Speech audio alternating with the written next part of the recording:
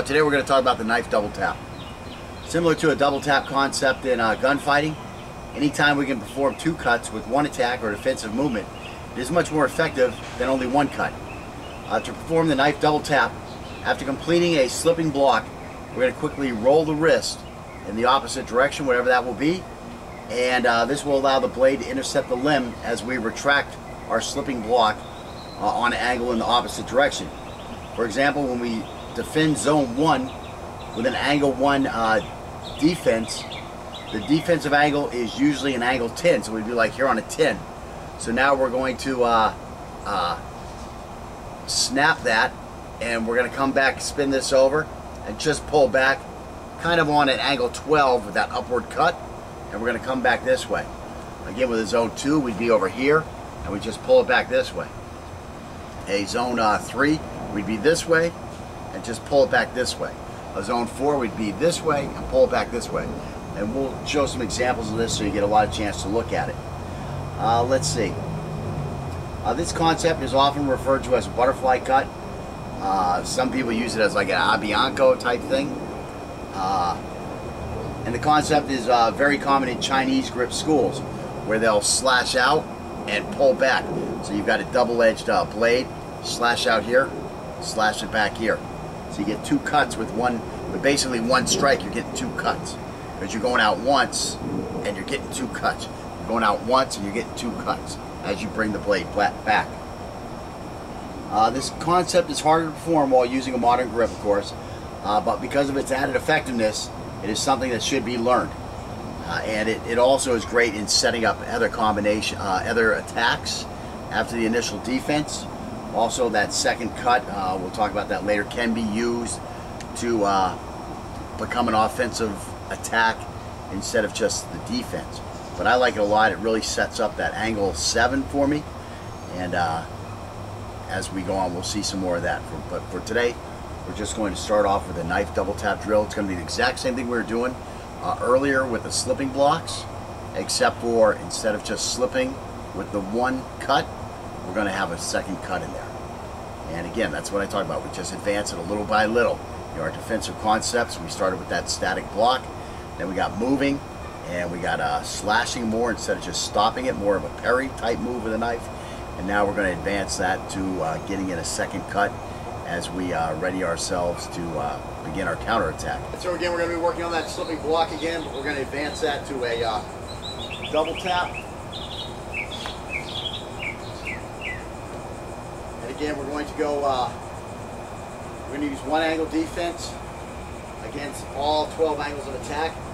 And we use the next angle defense, the next angle defense, the next angle defense. And then we'll go through and we'll do whatever defense you want against a different angle of attack. So you pick whichever works best for you.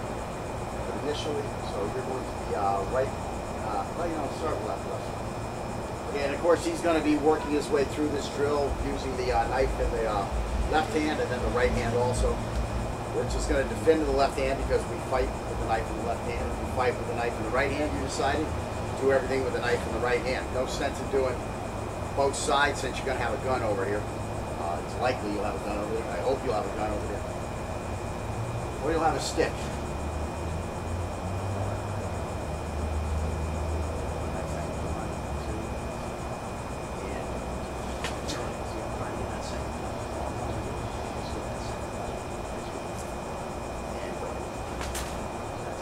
Be able to get it because you're retracting.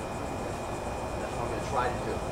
So again, you're just trying to do this. If he's bringing the knife out and bringing it back, it's going to be moving. You might not have time. Once we get another hand in there, which is the next part of the drill, then we'll be able to control it a little more. Just give me a 1 again. See, I got a hold of that. It makes it a lot easier for me to get that second cut off. That's where we're trying to advance. Okay, so again, now you're going with a 3.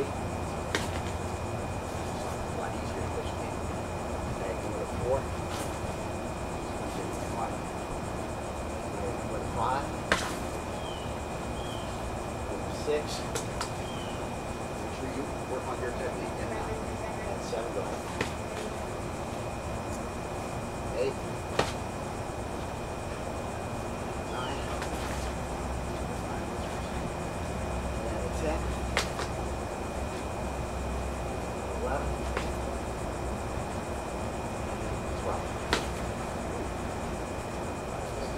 that workout also. And 11 to 12 isn't necessarily up here. I mean, here I come with this 1. Here's my 11 right there. Just that quick little cut. That's an 11. It's a cut coming up and across. That's an 11. Okay, stop, stay back.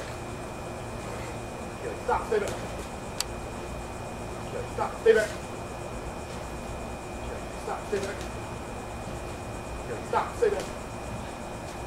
Okay, stop, stay back. Okay, stop, stay back. Stop, stay back. Stop, stay back. Stop, stay back.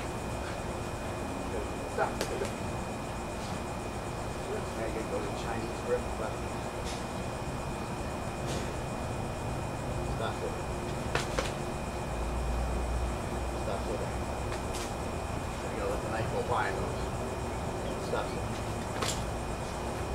It'll be more just like this here. Oh yeah, that's it. Straight to the bottom. Yeah, that's it. Stop. Give me, I'll kill you and stop stick. Kill you. Stop stick. Okay. Kill you. Stop stick. Stop stick. Stop stick. Stop stick. Stop stick.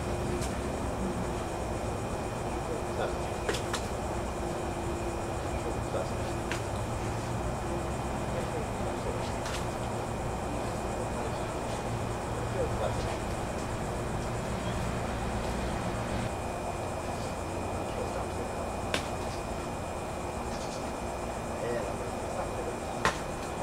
There, he wasn't ready for a full speed one. I knew it was the easier angle for him. So that's why I blasted a full speed one at him. And he had no problem, because the main thing is he's getting used to not having to think about where his feet are taking you. That's the big thing. Once you've done this enough, we've done hundreds of repetitions already, just doing the slipping block, literally hundreds of repetitions. I mean, already just on this zone 1, we've done 36 reps. Now you're right here. Really good technique. And no, you're gonna be right hand Chinese. Like, this will be the end of this zone.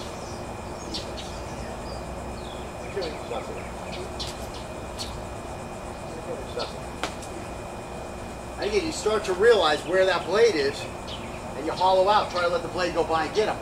Of course, if I don't get him, what I want you to do is I want you to come with a 1, and then try to come back and stab you with a back. Just practice one time. Come down with a 1, and then try to stab it. Yeah. Stop, sit back. See where I'm at? I'm over here because of this slipping attack. See where this is at? He's got big problems. That's what we're working for. Because my feet keep moving as I go. That's one thing you'll get into too. Is as I do this first one, just slow mo me a 2. So I'm here, bam. See how my feet are still moving? As I'm doing those chops. I don't just stop my feet after one step. Then we get real slow again. So here's my first one. Now I finish that step and drag. I'm keeping my angle of attack on the center line. He's having a problem. He's gonna have to throw a funny technique to get to me now. But again, now here I am coming up like this. And again, if I bring this hand into play, you can see where this is gonna stop everything. And this is where this fight's gonna end right here. But we'll get to that. But that's where we're going, so you can see where we're going. But you have to do all this first to make that work. Stuff today. And there you see I got him way up here on that second slash. Doesn't matter where you get him. Just employ that.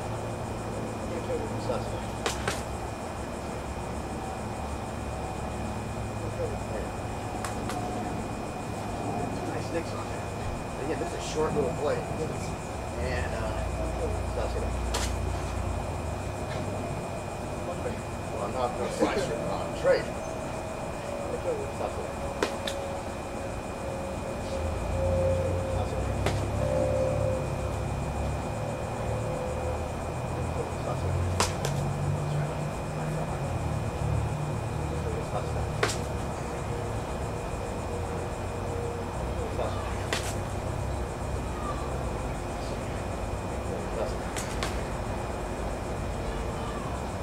right, so on to zone 2. A lot of reps, that's what I say, a lot of reps. Remember, you're not trying to perfect anything at this time. Matter of fact, we're never really trying to perfect anything. All we're trying to do is become efficient and effective at what we're doing, okay? Some of the stuff won't work. Now that was both of us using a zone 1 defense, which again is only supposed to be for this area here, against every single angle of attack. That's because when we know it's in the right hand, just got to hollow out a little bit more. When it's in the left hand, sometimes you got to come from above instead of from the side, where it's kind of more of a 4. But again, that's by moving your body, you control what zone he's attacking.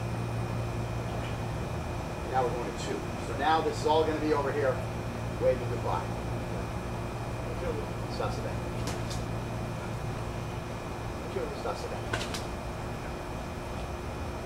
Stop it. So see here, all I can really do is get the hell out of the way here. Which same thing I'm doing on the other ones, it's just that his arm happens to stay in my area. Just get your whole blade of form.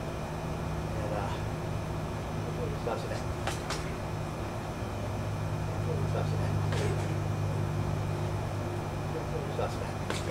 There's that poke right there. Stop it.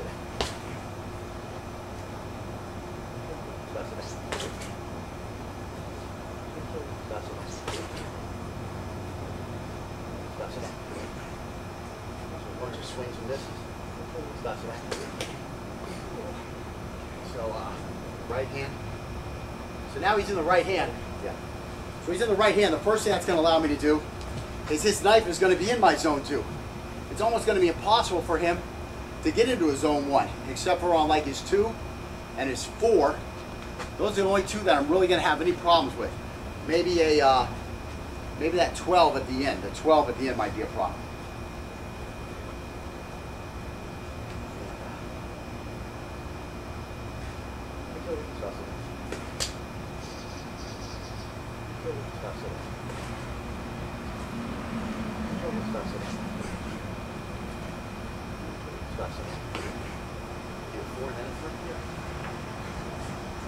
And now that's nice too, because he's still learning. He'll get mixed up on an angle every now and then, and he threw the angles out of sequence. Now, was I sitting here saying to him, okay, feed me a 4 now. I'm going to do the technique against a 4. Okay, feed me a 3 now. No, I'm not, who's that karate guy in that Vote for Pedro movie? Rex Kwon Do? Rex Kwon Do. Yeah, I'm not Rex Kwon Do where, grab my arm. The other arm. No, grab my arm the other way. Yeah, the other arm, da-da-da. No, when you grab my arm, go ahead. I need to show you a technique that'll work, whatever it is, okay? So that's a big thing. Okay, so anyways, and that's where you would do your class from. You say grab the arm, he grabs your arm the wrong way, do the technique for that arm, grab my arm. Okay, so he's being all nice to me. So bang, again, grab my arm. So now he's going to be tricky on me. So here I've got him here. So again, it doesn't matter. You do the technique that works for what the guy does here. Okay, so again, let's see. 5? Where we going? Is that where we're on? We're 5? Is that easy? Okay. Amen. Stop it. Stop it. Stop it. And again, you see I missed the first one, I get him on the second one. Stop it. That's a hard one. Stop it. Now watch out for that blade. Stop it. It's a little easier. Stop it. Stop it. Ooh, I just gotta get out of the way of that one. Nothing wrong with that, just getting out of the way. You're gonna have him to the flank a little bit, you're gonna have a little advantage.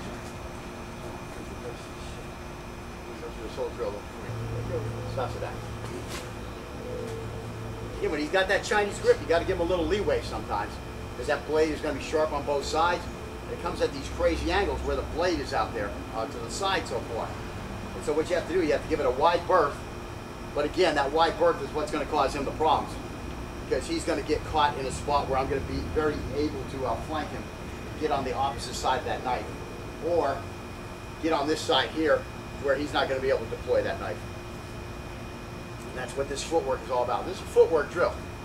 Don't think it's not a footwork drill. If you don't do the footwork right, you don't move your feet right, you are going to get cut. You're going to get cut again and again and again if all you're relying on is this knife.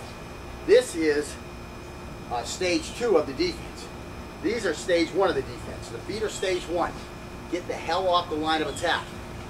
Now, counterattack or attack or block that knife or parry that knife. So that's your second layer. The first one is stepping off the line of attack. The second one is directing the attack away from you, making sure it can't get to you. And of course, then we'll have another level of that when we get into the catching and trapping, where this hand is no longer going to be staying here. It's going to become involved in the fight, which is the first fundamental of this course. So we've been working all this time, and we haven't even got to the first fundamental of this course yet, which again is getting two hands into a fight. That's why this thing needs to stay here out of the way. Then when this comes out, it's going to fall the knife into areas. But again, that's I don't digress there. I jump ahead. Okay, that's a first. Okay, so let's see. So what am I doing? I'm doing a zone 2, right? And you're coming at me with Chinese on the left. Just for the. And what are you gonna do? What are you gonna do? Kill you? Stop, stay back.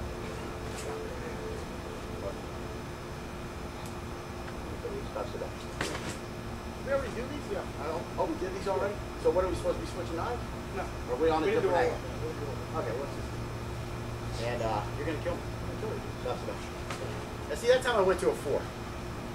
There's some things that just, like I say, I'm a 1 and a 4 guy.